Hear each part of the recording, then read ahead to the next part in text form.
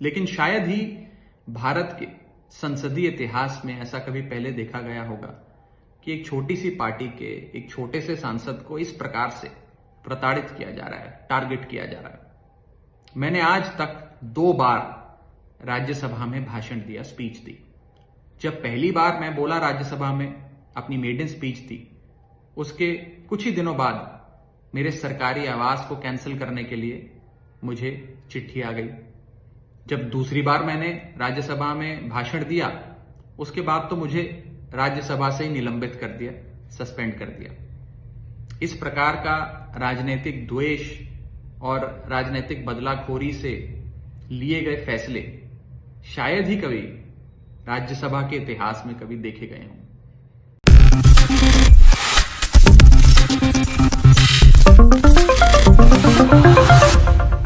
नमस्कार साथियों, सबसे पहले आज मैं ऑनरेबल दिल्ली हाई कोर्ट उच्च न्यायालय का दिल की गहराइयों से धन्यवाद करना चाहूंगा, क्योंकि आज उन्होंने एक महत्वपूर्ण फैसला सुनाते हुए न्याय की जीत और अन्याय की पराजय सुनिश्चित करी।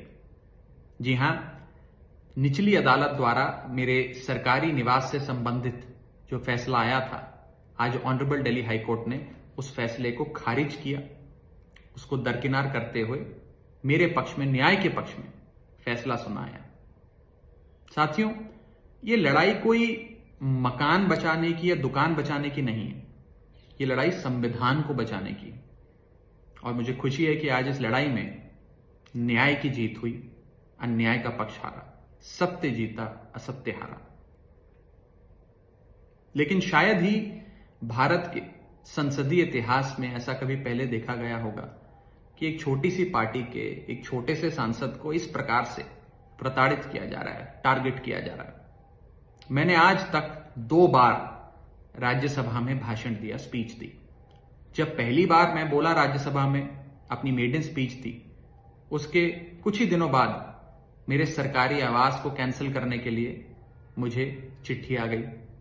जब दूसरी बार मैंने राज्यसभा में भाषण दिया, उसके बाद तो मुझे राज्यसभा से ही निलंबित कर दिया, सस्पेंड कर दिया। इस प्रकार का राजनीतिक द्वेष और राजनीतिक बदलाखोरी से लिए गए फैसले शायद ही कभी राज्यसभा के इतिहास में कभी देखे गए हों।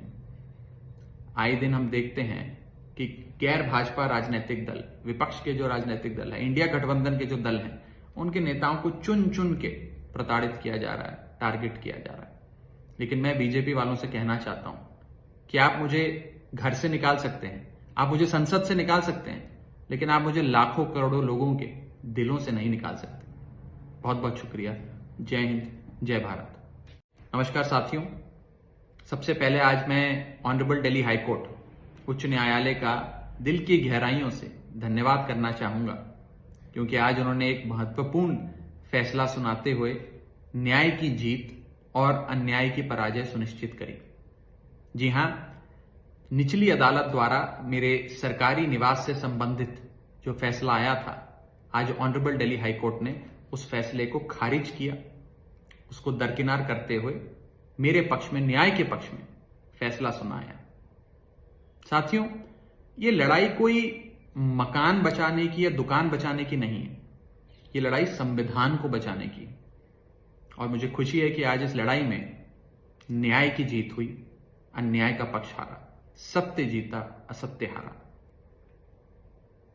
लेकिन शायद ही भारत के संसदीय इतिहास में ऐसा कभी पहले देखा गया होगा कि एक छोटी सी पार्टी के एक छोटे से सांसद को इस प्रकार से प्रताड़ित किया जा रहा है, टारगेट किया जा रहा है।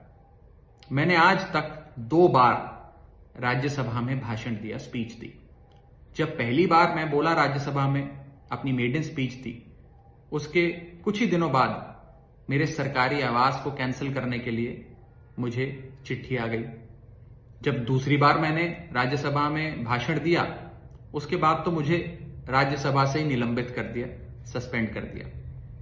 इस प्रकार का राजनीतिक द्वेष और राजनीतिक बदलाखोरी से लिए गए फैसले शायद ही कभी राज्यसभा के इतिहास में कभी देखे गए हों। आए दिन हम देखते हैं कि गैर भाजपा राजनीतिक दल, विपक्ष के जो राजनीतिक दल है, इंडिया गठबंधन के जो दल हैं, उनके नेताओं को चुन चुन के प्रताड़ित किया जा रहा है, टारगेट किया जा रहा है। लेकिन मैं बीजेपी वालों से कहना चाहता हूं कि आप मुझे घर से निकाल सकते हैं, आप मुझे संसद से निकाल सकते हैं, लेकिन आप मुझे लाखों करोड़ों लोगों के दिलों से नहीं निकाल सकते। बहुत बहुत शुक्रिया। जय हिंद, जय भारत।